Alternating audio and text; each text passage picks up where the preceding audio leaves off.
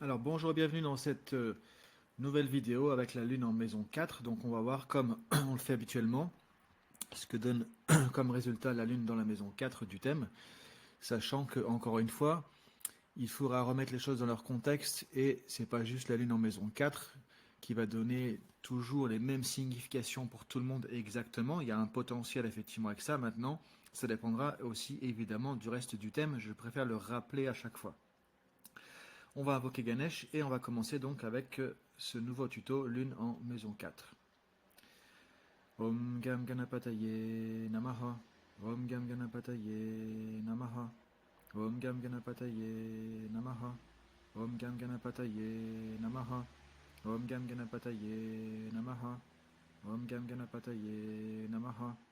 Om Gam Ganapataye Namaha. Om Gam Ganapataye Namaha. Om Gam Ganapataye Namaha. Om Gam Ganapataye Namaha. Om Gam Ganapataye Namaha. Om Gam Ganapataye Namaha. Om Om Om. Alors la lune en maison 4, donc quelques rappels fondamentaux. La lune représente le mental, les émotions, la mer, la mémoire, l'attachement, la fluidité. Alors après, ça représente aussi les relations sociales, connexion avec le public, etc. Il y a beaucoup de choses, hein. Je ne vais pas reprendre à chaque fois les significations en entier de la lune. Mais vous voyez ici, en tout cas, les choses essentielles.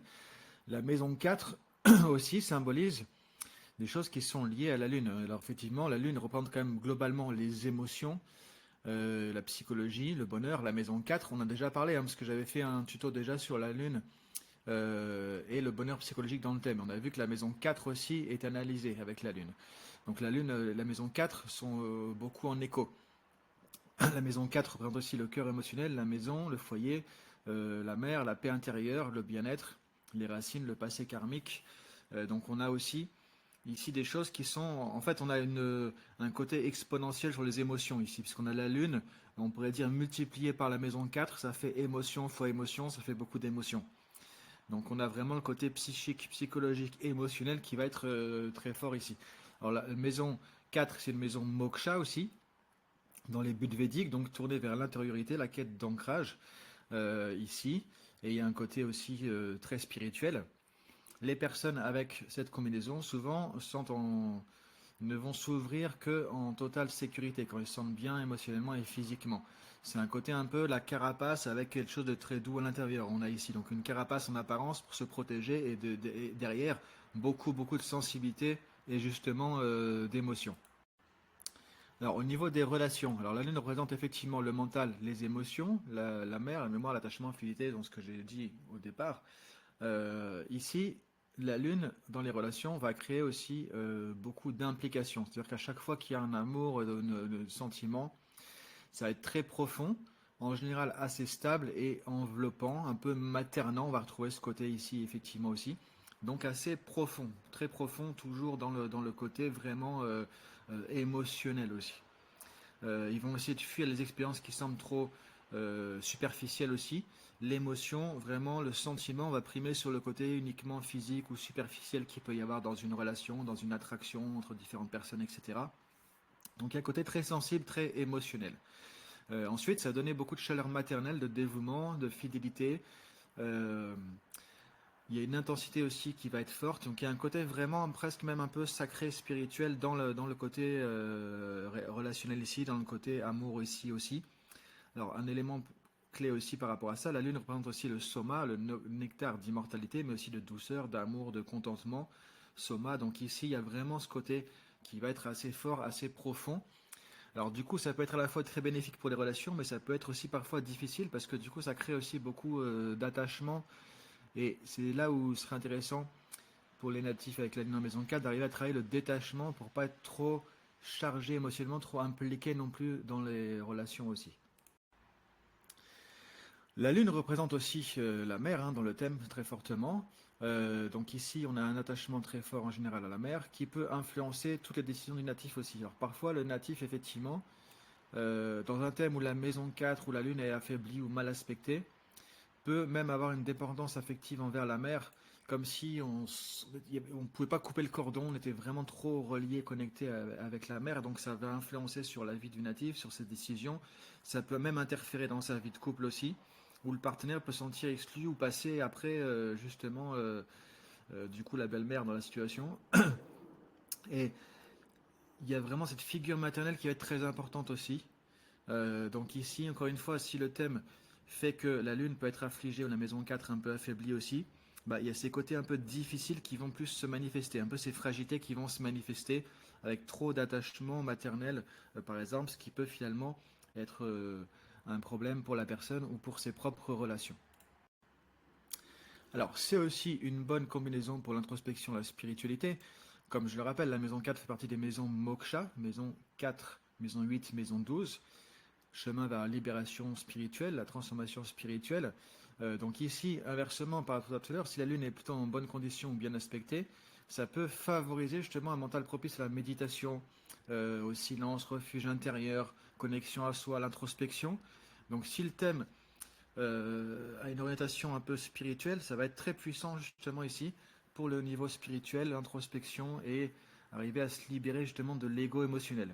On pourrait dire que inversement, on peut être piégé dans son ego émotionnel ou ici, si on a des conditions favorables, ça peut donner une très grande capacité à lâcher justement l'ego émotionnel, aller dans la spiritualité, l'introspection, une vision plus claire des choses, etc. Donc encore une fois, il y a des potentiels avec la lune en maison 4. Maintenant, qu'est-ce qui va se manifester, dans quel sens? Ça dépend aussi du reste du thème. Et est-ce que la lune est en bonne condition, la maison 4 est en bonne condition, ou est-ce qu'elles sont toutes les deux en bonne condition, ou toutes les deux en très bonne condition, ou toutes les deux affligées, ou l'une des deux affligée? Vous voyez, tout ça va jouer évidemment sur comment les choses vont se manifester concrètement.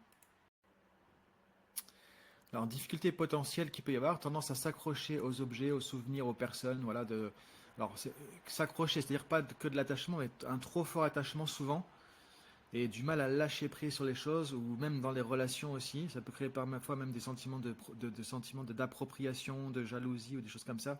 Il y a parfois trop d'attachement. Encore une fois, ça dépend. Si la lune est faible, elle a besoin de se rassurer encore plus. Et donc, du coup, ça va jouer dans ce sens-là. Parfois, ce trop d'attachement aussi peut faire qu'on a du mal à lâcher prise donc sur les choses, sur les relations, sur les personnes ou autres. Peur du changement, refus de l'inconnu. Parce que si la lune est faible aussi, il va y avoir un besoin de sécurité et de confort qui parfois va devenir problématique. Et donc ça peut créer aussi parfois sentiment finalement d'isolement, de dépression, de ressentiment, peur d'avancer, peur de changement, peur de l'inconnu. Voilà, parce qu'on veut rester dans son cocon, un beau cocon, mais qui finalement nous emprisonne en fait. Raoult peut encore aussi influencer ça, amplifier un peu ces aspects difficiles qui peuvent se manifester en empêchant la paix mentale. Et ça, Raoult être un très bon empêcheur de paix mentale. Donc si on a notamment une conjonction Raoult-Lune, ça va être beaucoup de vagues émotionnelles et augmenter ce côté attachement et emprise émotionnelle, voire illusion émotionnelle aussi, voir le monde est filtré, la psychologie est filtrée par l'infiltre émotionnel. Donc du coup, on est parfois à côté de la réalité, de certaine manière. Donc voilà un peu des difficultés qui peuvent aussi du coup se manifester.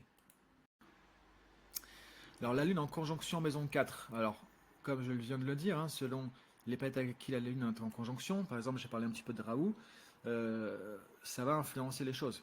Alors je vous ai mis deux exemples. Par exemple, si on a la Lune conjointe à Mars en maison 4, donc Mars déjà va afficher la maison 4, va créer du trouble dans les émotions. Et Mars c'est de l'énergie du guerrier, donc souvent conflictuelle, etc. Donc là ça va donner des émotions conflictuelles, de la colère qui va être souvent refoulée, puisque du coup la Lune en maison 4 va empêcher un peu de la sortir, mais du coup c'est refoulé, c'est à l'intérieur que ça bouillonne et c'est plus compliqué.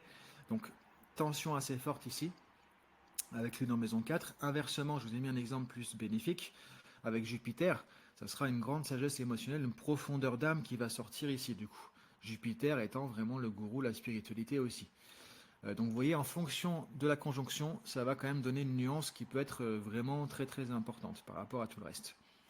Alors aussi, on verra évidemment le signe dans lequel on se situe, le nakshatra de la Lune. Le nakshatra de la Lune est très très très important, qui va nous donner la matrice un peu d'expression énergétique de tout ça, et dans laquelle aussi la Lune est engrammée et enracinée dans une matrice énergétique, entre guillemets, avec ce nakshatra, la Shakti, l'énergie qui va se manifester.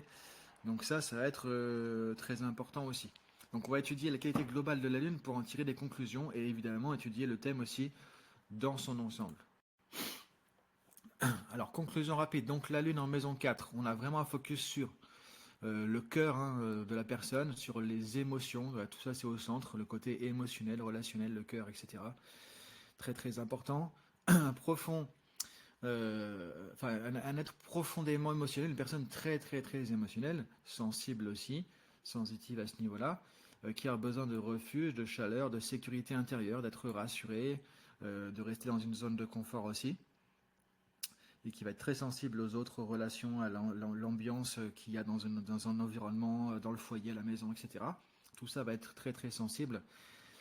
Position puissante pour la vie spirituelle, introspection, développement du cœur, mais qui demande vigilance face à l'attachement, à la dépendance émotionnelle, dépendance affective, dépendance relationnelle ou le sentiment de possessivité. Donc ça, c'est quand la lune est affligée ou faible. Et du coup, elle va avoir besoin de se rassurer par des superfuges qui vont être l'attachement, trop d'attachement, trop de dépendance ou possessivité. L'équilibre va se trouver dans la conscience de soi, pratique du lâcher-prise, ça c'est vraiment un mot très important, et du détachement, je dirais aussi, et un retour au silence intérieur.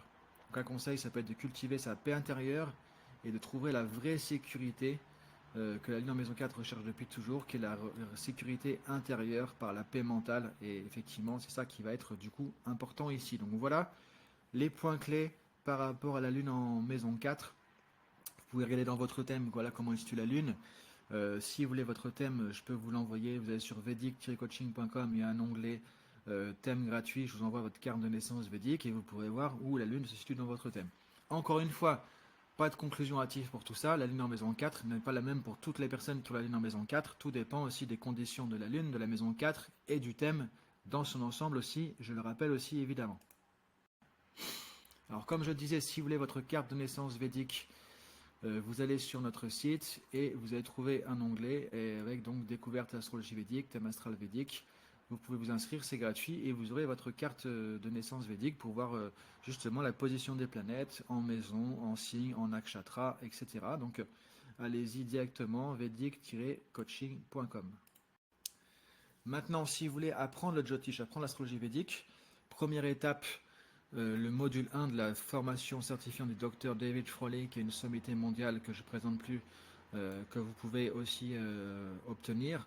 Et donc là, vous avez déjà des fondations, mais très très très avancées déjà. Il y a beaucoup de contenu déjà. Et après, vous pouvez très bien aussi vous former complètement avec la formation certifiante en astrologie védique, soit pour vous-même, pour vraiment avoir une vision très précise et être capable d'analyser un thème de A à Z, soit si vous accompagnez les autres, ou si vous voulez accompagner les autres, que vous soyez accompagnant, thérapeute, praticien Ayurveda, enseignant yoga, pratiquant méditation, enseignant méditation ou autre, ça vous permet d'accompagner les personnes et évidemment d'orienter vos pratiques de manière plus aiguisée avec le thème védique des personnes que vous accompagnez. Si vous avez la moindre question par rapport à ça, vedic-coaching.com, vous pouvez inscrire aussi à la newsletter sur le site et vous recevez donc chaque jeudi la vidéo tuto et aussi un article sur le Jyotish, les sciences védiques, le mardi et le dimanche. Voilà, vous avez beaucoup d'informations sur le site aussi, sur le blog du site. Il y a 30 ou 40 articles avec beaucoup de sujets abordés. Donc je vous laisse regarder tout ça et je vous remercie de votre attention et je vous dis à très bientôt.